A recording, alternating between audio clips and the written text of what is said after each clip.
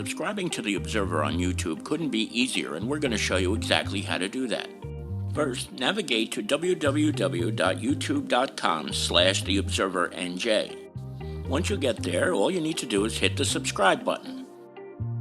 Next to the subscribe button, click the down arrow and then all. And that's it. You're subscribed, and now anytime The Observer is live, you will be notified. Hi again, everybody. It's Kevin Canessa coming to you live from the home studio today on this, the 24th day of February in the year 2026. Sure hope you're enjoying your Tuesdays, no matter where it is you are in the country. And before I get to Tony Mondero of the Harrison Weather Center, I want to make note of what I have up on the screen right now. This alert came in from the Kearney Police Department a couple of minutes ago. All vehicles parked on Davis Avenue between Midland Avenue and Duke Street must be removed immediately. There are many vehicles still parked on Davis Avenue. Move your vehicle now or you will get impounded. Look, folks, the notice that went out was that these vehicles were supposed to be removed by 8 o'clock this morning, and here we are at 1:35, and there are still a lot of cars out there. And I think that's pretty good patience on the part of the Kearney Police Department to have waited this long. So if you have your car on Davis Avenue, get it moved now, or else you're going to wind up having to pay some astronomical fees for the towing and the storage. So now, let's get right over to Tony. We just finished up this crazy storm, and he's going to tell us all about how it went and what's coming up. What's up, brother? Kevin, I'm just thinking whether I got my car parked in Davis Avenue in Kearney. I'm so delirious from the storm. I think I'm good, so I'm with you. I'm on Davis Avenue in Harris. Right. Yes. Davis said you got the street right, but the wrong town. But that's okay. At least you have your microphone on. In all seriousness, right. Davis Avenue Thursday morning will be snow removal for Davis Avenue in Harrison on Thursday morning. They posted this morning, so for our Davis Avenue residents down here. Hey, Kev, Kev, what a storm, huh? What a storm indeed. Tell us about it. What were the measurements? And then I want to ask you a question after we talk about that, about the measurement of snow and how that's all done. So tell us about what we went through. Sure. And our forecast when we left you on what was it, Saturday when we were talking, or Sunday, whatever day that was. Getting all my days screwed up here. We were saying that a general average of 6 to 12 inches of snow. But if we got into that banding, which we did, it could go, anywhere from 13 to 20. And some places even did a little bit better than that, a little north of 20, in the surrounding area. Right. So we're responsible for forecasting here in Harrison.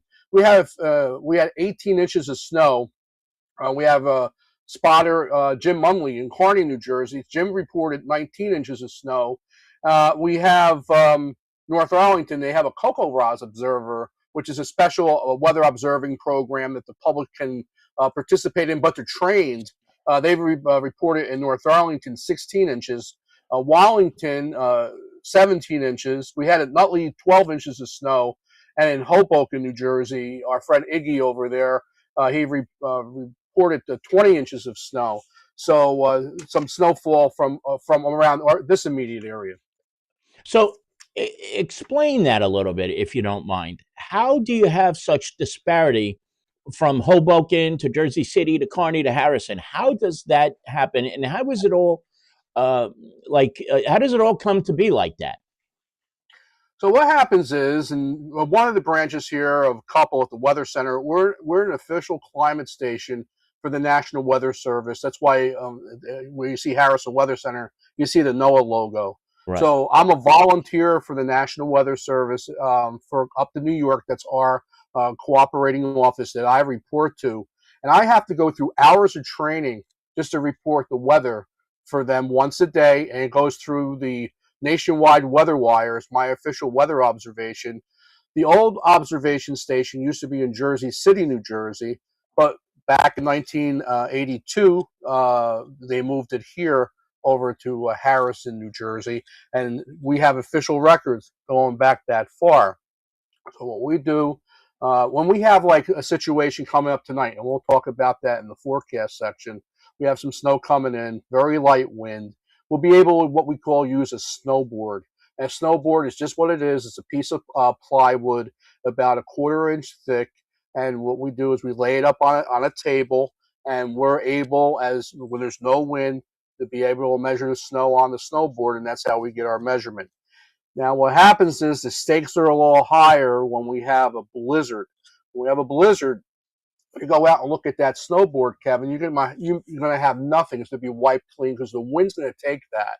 So what we have to do as an observer is to go out, and we have to take at least 10 measurements around the area and use an average of the measurements that we see in a uniformed area.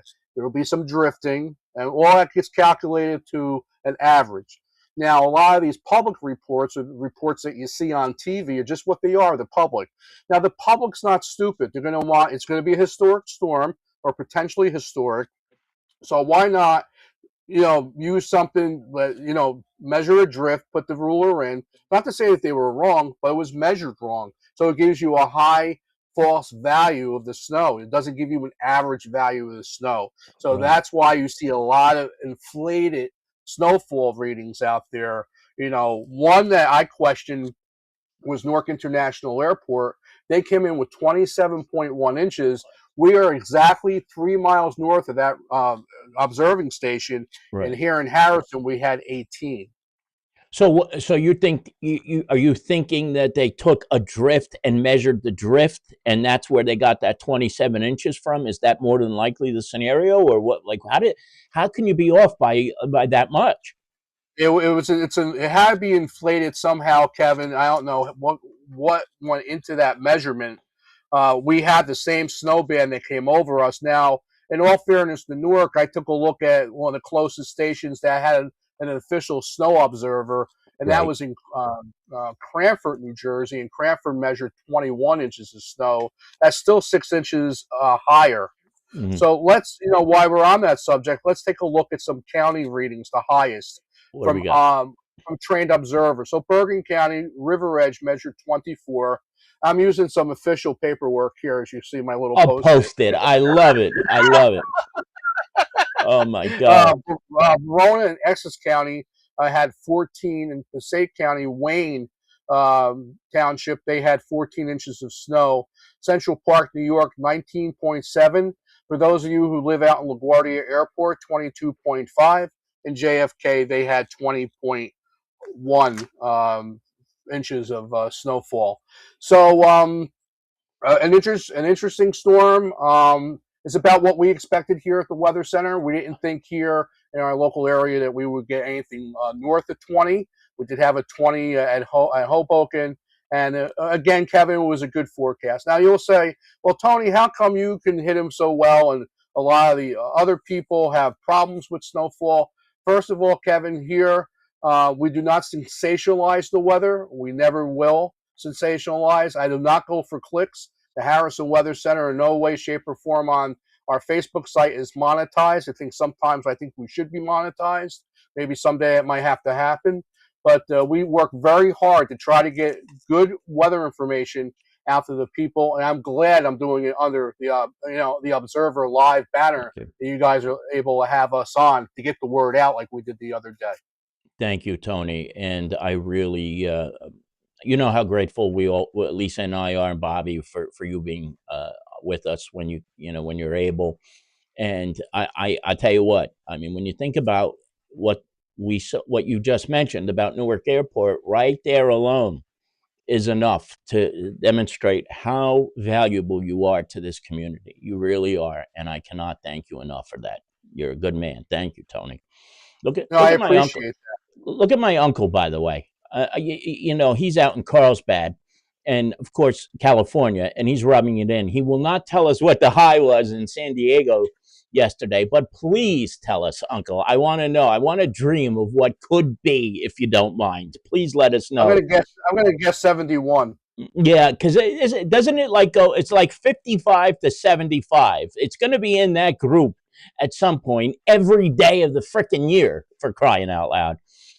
It's got to get boring, though, Tony. No, do you want to live in a place like that where you have the climate the same all year round? When's the flight take off, Kevin? I know. I would I'm so, sign up. yeah, I would sign up for 70, the split of 70 and 50 every day. I know. Can you believe I gave up living in Florida and came back to this? Maybe we'll I have to do a special on that someday. What led you to that decision? Yeah, we will. What we should do is go to Florida and do it from Florida, and just broadcast from there. On a real snowy day. I think that's what we do. We'll go to Florida, and I'll pay for it. So we'll worry about that. And now he's saying it was 76 yesterday. I was off by 5. My God, my God. Now we just finished this snowstorm.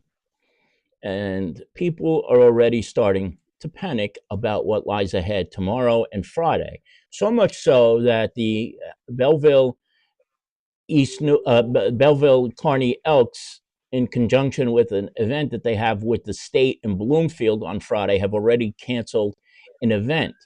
So, what are we talking about in the next couple of days? Should people be canceling events 4 days out, or are we a little bit jumping the gun here?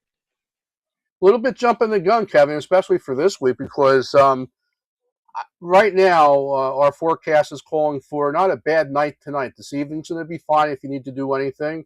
Temperatures will drop back into the upper 20s. Some clouds will start to move in, and we're looking for some snow to develop after 3 o'clock. Now, folks, take it easy. It's not the big one again. It's a little bit what we call an Alberta Clipper, which is one of these northern weather systems coming across. The snow will start after 3 o'clock in the morning. The morning rush hour for those people who haven't treated their walks, who road crews that say maybe their salt got washed away from the previous melt off from today, because there will be some melt off. Those areas could be a little troublesome as far as some slippery roads are concerned. It's all over, as it may even end as a little bit of light rain or drizzle. No later than the early afternoon tomorrow. Temperatures go up to near 40 tomorrow. And accumulation-wise, Kevin, it's negligible. You're talking about maybe just a coating up to an inch at best, and then it's by. And then in the days after that, you're looking at fair skies during the day and clear skies at night with temperatures in the 30s, perhaps even the lower 40s. And that's going to be right through the weekend. Now, in the extended, when we were doing our little production meeting before the program started, I alluded to, we're going to have to watch something for early next week, because a couple of the models are starting to indicate that there could be another sizable snowstorm for next week. So nothing to get excited about yet. This is going to change 100 million times and maybe 100 million and one times before this time next week. But we'll have the latest here on the Observer Live if need be, and also on our Facebook page to keep everybody up to date. So if you're running low on rock salt, you may want to get another bag or two just in case we do get that system coming in. And when I mean sizable, Kevin, it could be another storm where it's greater than 6 inches of snow. Like I said, it's a long way away, and it's a lot of changes. It's only 2 of the 13 models that I look at, but 2 of the more respectable computer models that we look at. So right now, it has Tony's attention. Wow. Okay, that says something. If you're thinking about it a week out, we do need to be ready for that, right? I mean, and I appreciate you being honest about that too. Now, I don't know how much, if at all, you look outside the state of New Jersey, but something shocked me this morning when I was watching Morning Joe, and it was when they said that the Boston Globe shut down its print operation because they could not get the paper out in Boston, where I went to school in Newport, Rhode Island, Salve Regina University. 37 inches measured there. What do you know about what happened up in Boston? I mean, and in New England, that's greater than what happened in 1978 from what they're saying, right? Right, exactly. And this storm was more intense as it moved into the Boston area and New England area. And if you're saying like an operation like the Globe shut down, that within itself tells you a lot of things. We get these storms, and we're not used to seeing storms this big, Kevin. Now, we've had historically big snowstorms, but and so far this year too, we're talking about here in Harrison, our snowfall totals are now greater than 35 inches for the season, the seasonal total. That's a lot of snow. Our Yeah. average is 28. But folks, we're having a winter this year. We lived a charmed life for the last 5 years. Um, and then, you're going to have your climatic ambulance chasers running down the street. It's global warming. Has nothing to do with global warming. The global warming fight, we can have special shows on global warming for a week. And at the end of the day, we'll still have an argument whether there is something to it. But I don't think Yeah. it's something that, they make it out to be, some of the politicians and some of the mainstream media. And right away, if you say there's no global warming, we're all canceled. They'll cancel us. No Harrison Weather Center, no Observer, no this, because we don't believe in it. There is something to it, but not to the extreme. Is that what really people are? I got to be honest. I hear the word. I turn it off no matter anytime I hear about it, because you're going to get an argument no matter what. But are people really saying that? Look, we haven't had snow in 4 years. It's got to be global warming. Yeah, like people are really doing that, huh? Everybody's in the state of shock, Kevin. We're had a winter, and we said it right here on the Observer Live. Kevin and Tony said this back in the fall, that it's going to be it's a winter. It's going to be a winter this year. For those loyal listeners, which at this time, if you haven't done it already, you must like and subscribe us. Right, Kev? Yes, please. We said it all along. We said it all along. It was going to be a winter this year, and it was. And also, thanks for watching and like and comment. I love it, Kevin. I always have something ready to go for you. Now, on our way out here, what else is going on? We haven't had a chance to talk about anything but weather the last couple of times. Everything else is good in Tony Mondero's world? Well, when I'm not doing the forecasting and making updates, I'm shoveling. And thankfully, as of 12 noon this afternoon, after putting ungodly hours shoveling out 3 vehicles, an alley, keeping the dogs happy in the backyard, there's a life for Tony Mondero after the weather, believe it or not. Finally caught up, and Kev, I finally got more than 3 hours sleep last night. So I'm good. Tonight I'll be back kind of normal, because we're watching this thing for overnight. And thank you, Lisa. You go, Tony. You go, Lisa. Your Yankees are going to do well this year, Lisa. I promise. So that's what we're up to. So it's busy, Kev. It's a 24/7 operation over here. Between family life and weather life and stuff like that. And I appreciate you asking all the time, too. And listen, on the way out, have a great program. And everybody, just look out the window if you got to commute tomorrow morning. Use your head. If it's a little bit snowy out there, slippery, get out there early. Clean your cars off. Take your time going to work. I don't think it's not going to be nothing catastrophic. But don't be alarmed when you wake up tomorrow. Oh, snow again. It's just another big one. It's not. It'll just be passing and it will be okay. Thank you, Tony, for this, for everything you do, not just for me, but for the people of West Hudson, the state of New Jersey, all over the place. We wouldn't be able to do what we do without you. So I appreciate it very much, my brother, and I can't wait to talk to you again. Thank you. You too. My pleasure, Kev. Have a great show. You too, Tony. I'll see you later. There he is. Thank you, sir. The immortal. I mean that. I mean, he is just, he is that important to our community. Tony really is. He's such a great guy, and I cannot thank him enough for being here. One more time before I get to some other things, remember, if you're parked on Davis Avenue in Kearney, not the rest of the, not in Harrison, that's tomorrow, I think Tony said, or Thursday, get your cars moved. If you don't, it's going to get towed, and you're going to be very upset when you see what the total is for the impound fee, the tow fee, and the summons that you're going to get along with it. So please, if you live on Davis Avenue and your car is there, go move it right now before you regret it desperately. Now, I want to show you a couple of things first. This was in front of my house the other day, and it was wild, of course, and it looks so much better now. But I gotta do something personal here for the, I don't do this that often, but I just want to show you these two kids. On the left is a young man named Carlos. On the right is a young man named Zach. They are both 7th graders at Lincoln Middle School.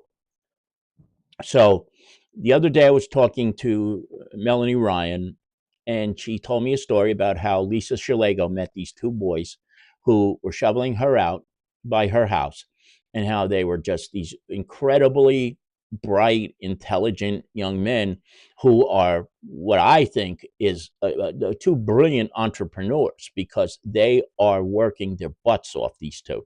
They've been out the last 2 days. They were out 8 hours yesterday. They're up to hour 6 today, and they're going to continue after this.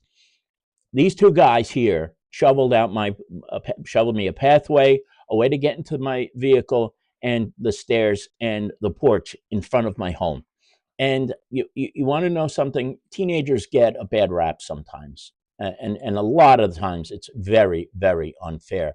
I wanted to show you these two kids because not only do they have an entrepreneurial spirit, but they were just two incredible young men who are working their way up in the world at seventh. They're both in the 7th grade, so they're probably 13, 14 years of age, if not even that at this point. They were true gentlemen to me. They cleared everything out. Now, you can't see it in this picture because I was preparing to come on the air with Tony and to talk to all of you. And I thank Melanie and then Lisa in turn for introducing me to these two kids. And I tell you what, they do great work. And I know they're not the only ones that are in Kearney who are doing this, and in other towns who are going around and shoveling. But really, I mean, you want to talk about two kids who just are exemplary kids. It's these two. And I had to take this opportunity to say to Jimmy Hempel, the principal of Lincoln Middle School, Jimmy, you got some great kids. You really do. I've always seen it when I go over for the oratorical contest, but to see the type of spirit that these two boys have was just inspiring. And it was very important for me to shout them out. Lisa came up with the idea of taking their picture and putting it in the paper and putting it on the broadcast. Lisa Shalego, that is, but I could not say something about them. And I'm sure if you ever need something shoveled in your area, they would probably find a way to get over there. It's just really remarkable. Tony sent me this picture. This was Davis Court, I believe, in Harrison. You see everything piled up over there. He was out and about taking some pictures over the weekend, so you really see the size of those piles. But wait till you see the pile I'm going to show you in a few minutes. Here are some pictures of Kearney Avenue. These corners here, which are very dangerous, you're going to see in a few minutes, have been taken care of today. So the Kearney Fire Department is out right now removing some snow, and I'll get to that as well. But here's some others on Kearney Avenue. At this point, it was still a little bit far out into the street. You can see this SUV here where it's basically in the street and out of the parking space, but it has since been taken care of. And that's a great thing. Melanie Ryan sent me a whole bunch of pictures. This is when they were starting to dig out cars on her block. There was a group of guys who came by and they shoveled out every single person on the block. Every person on the block was shoveled out. And my understanding is that they did not charge a soul a penny to get every car away. And every vehicle on that street, you can now see the tires. Think about that. That is just incredible that that there are people who do things like this. This was a look at how high the pile got at some point, but it's these next few that you're not going to believe. But look at that. And look at the hydrants are all cleared out too. People really heeded that message of how important it is to clear space for fire hydrants so that if, God forbid, a fire department, no matter where it is, it has to get in. Melanie did say some people paid them. I forgot to tell you that part. They also did driveways, and that was very important for a lot of people too. And so some people did pay them anyway. Okay. Now, look at the size of that pile toward the center of this picture. That's a pretty high tree right there, the dead one right there. But look at how high that is. She estimates it's about 8 feet high. It is enormously high, but it just goes to show you how much snow we really did get over the last couple of days. But look at that. That is just absolutely incredible to see. Now, I had also mentioned to you that the Kearney Fire Department was out and about. They were on the corners here, and you see that they are first directing a path to the fire hydrant and then getting some of the snow off of the street corner. Lisa sent this to me just before I went on the air earlier, and they are driving around and they are taking care of this right now. So a lot of that, what you see right there, anything in other areas will be cleared up so that the fire department can get to the fire hydrants if necessary in areas where the cleanup did not necessarily happen with the hydrants up and around any of the hydrants. Now, Lisa and I were talking this morning, and we were discussing about, well, you know, we always look to Harrison as the exemplary DPW because they have trucks and they have a small town geographically to cover. It's a lot smaller than Kearney is, and that includes the uplands portion too of Kearney. And we both said to each other, you know what they probably should be doing, and I'm surprised they're not, is getting involved with shared services so that when it comes time to get rid of snow, once Harrison clears their snow, you rent the trucks from Harrison or Harrison gives them to them, because we use shared services for police, fire, EMS, and other things as well. So why aren't they doing it for cleanup of snow? And then it hit me after I talked to Melanie Ryan how illogical it would be to even create a shared service agreement with the town of Harrison. It takes about 5 days for Harrison to clear out all of its streets. And think about that just for a second. So that means they're going to be doing work for the rest of the week to do the curb to curb as they do on every single street. So if Kearney or other towns were to enter into shared services agreements, while it would be beneficial eventually, could you imagine, just for a second, what Facebook or any other social media would be like if Mayor Doyle said, all right, everybody, we're going to get to this, but not for 5 days? She would have a mutiny on her hands. There is no way that the shared services agreements would ever work in a case like this. And I apologize because I thought of the same thing too. Lisa and I both thought about it. That would be a good idea. But there's just no way when it takes 5 days for Harrison, they wouldn't be able to start working until Friday or Saturday in Kearney. And by then, there would be just utter chaos from people in the town. Now, with that said, the town of Kearney has hired outside contractors to continue to help with snow removal. So if what you see right now is not to your satisfaction, do not worry. It will get completed when these outside contractors come in. DPW is working its ass off. Kevin Murphy did a phenomenal job in the town of Kearney, but it will get better once these outside contractors come in. But we want you to know that they are indeed coming. This is a very difficult process, as you can see. If it takes Harrison 5 days, how long do you think it's going to take Kearney or other towns to do it that are much bigger? So please be patient, folks. It will get done, and every necessary thing to make sure that all of this work is done has been discussed and put into motion. Now, I want to get off snow for a second. And I want to put up a picture of somebody who I think most of you will remember. This is Brian Thompson. He was the former New Jersey reporter for Channel 4 WNBC. I didn't know Brian until a couple of years ago. We became friendly on Twitter, and to this day we still chat once in a while. But let me tell you something. Brian made something that he didn't, a mistake that he probably had no idea he was going to make. He is among the people who decided to take a vacation last week and this week, but he's in Puerto Vallarta, Mexico. And I think most of you know that what's going on in Puerto Vallarta right now is not very good. In fact, there were a lot of explosions and things of that nature after a leader of the cartel was killed. So he's trying to get back to New Jersey, and he can't. I hope he's on a plane right now. I did not chat with him at all this morning, but I think most of you will remember Brian. His ex-wife was Laurie Stokes, who used to do the news on Channel 7, and then she did Good Day New York with Rosanna Scotto. So we're thinking of Brian, and hopefully he will be able to get himself out and back home very, very soon. And I'm sure he is not the only one who is stuck in Puerto Vallarta or any of its environs right now. Not a good time, however, to be in Mexico for any reason. Now, this week's newspaper, I'm just going to go through this briefly.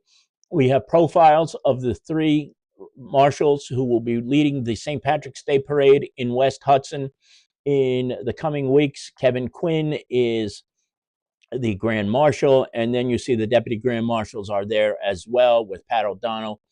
And I hope you take a chance and read the profiles, because all 3 of them are phenomenal human beings. I've known Kevin and Mike Conlon for a long time, and I think the choices that were made this year were just absolutely exceptional. They are every year. You know, I don't want to take anything away from somebody like Mark Wiggins, who was as great a Grand Marshal as you could ever imagine, but Kevin Quinn celebrating his 30th year as the president of the United Irish Associations of West Hudson.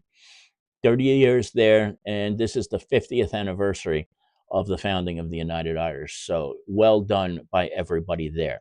Now, I just want to bring this to your attention, because this is something that is kind of not good at all. I think most of you know that I know Mayor Mike Melham very, very well, the mayor of Belleville. And he's going through some crap right now. And that's because some idiot doxed his house the other day. And that is just unfortunate. It really is. They put a picture of his house on Facebook, and I can't stand when people do shit like this. I really can't. They put a picture of his house on social media, and they made it to look like his house was an ICE location. They put bars on the windows. They put a watchtower out in front of the place. And number one, it's bad enough that a mayor's home would be put on social media. It's bad enough. But then to change it to make it look like it was an ICE facility is about as disgusting as it gets. And I don't care where you stand on anything like this. I really don't care where you stand. Mike Melham is a registered independent. He has voted for Republicans. He has voted for Democrats. He's done it all. He has not ever made comments about where he stands on ICE. And for this person to go out there and put his home on social media and then to imply that it's an ICE facility, which of course I'm telling you right now, it's not, is disgusting. But here's where it gets even worse. Here's where it gets even worse. And I don't understand how this is possible. The Essex County prosecutor, Ted Stevens, whose photo you see on the screen right now to the right, will not prosecute the person who did the doxing. And it's known who it is. I'm not going to say his name, but it's known who he is. And I'll tell you what, I don't understand that. There is no law, unfortunately, that protects elected officials the way it does somebody like Ted Stevens, who is a prosecutor, or law enforcement. I'm talking about local law enforcement.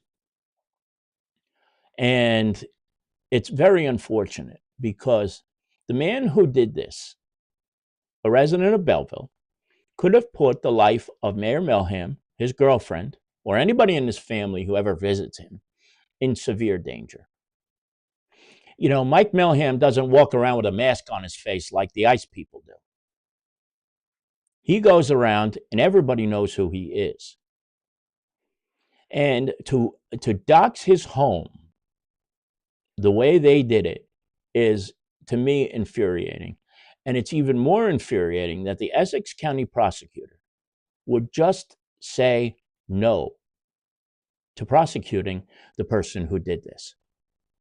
I know the law isn't there right now that guarantees the protection as an elected official. But the bottom line is, he is a very, very neutral politician. He's endorsed Democrats. He's endorsed Republicans. He wants to do what's best for Belleville. He has never taken a stance on ICE. And so no matter where you fall on that spectrum, whether you think that what they're doing is a wonderful thing or whether you think that what they're doing is abhorrent, Mike Melham never said a word about any of this, and he's never done anything that would make anybody believe that he was or was not pro or against immigration and customs enforcement. And the guy who did this, who is known to be a troublemaker, should really watch himself, because it's very unfortunate that this happened. And I would say he wakes up every day as a lucky man he's not in the Essex County Jail right now, because a stronger prosecutor would have charged him with this. And unfortunately, strong is not a word that I would use to describe Ted Stevens right now, because what he did was terrible. It really was. And Ted Stevens, you're a better prosecutor than this. You've done a great job during your tenure, but you fouled this one up big time. And the mayor of Belleville deserves much better. Don't forget, we have 2 pages of classifieds for you to look at if you need a place to live, or if you're looking for a job, or if you need something done in your house. We've got a lot of handymen in there and things of that nature, roofing, all that stuff. Check it out in the back of the book. Jason Bernstein has 3 sports stories this week, so check those out as well. And that's it. We went a little bit long today. We are up to it 2:11, so I'm sorry for going on for as long as we have. But before I go, I want to say hi to a couple of people who are in the room. I see Valerie Curry is here with us, and I see Larry Hanlon, Melanie Ryan, Denise Pavlik is here. Lisa Shalago is also here with us. Lisa, I am sorry. I hope you were here, but I did talk about you today. Denise Pavlik, did I say that already? No, I didn't. Yes, I did. Yes, there you are, Denise. I'm sorry. I can't even remember what I say half the time.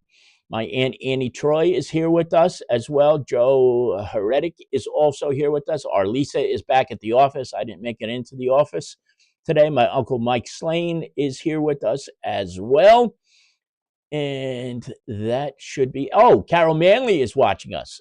And if you're with Mama June, please give her our love as well. Carmen De Jesus is with us, and so is Manny Ventoso Jr. There were probably a lot of you in the background today as well. Any of you in the background, I used to say lurking, but watching is the better word. Thank you for being here. It means the world to us.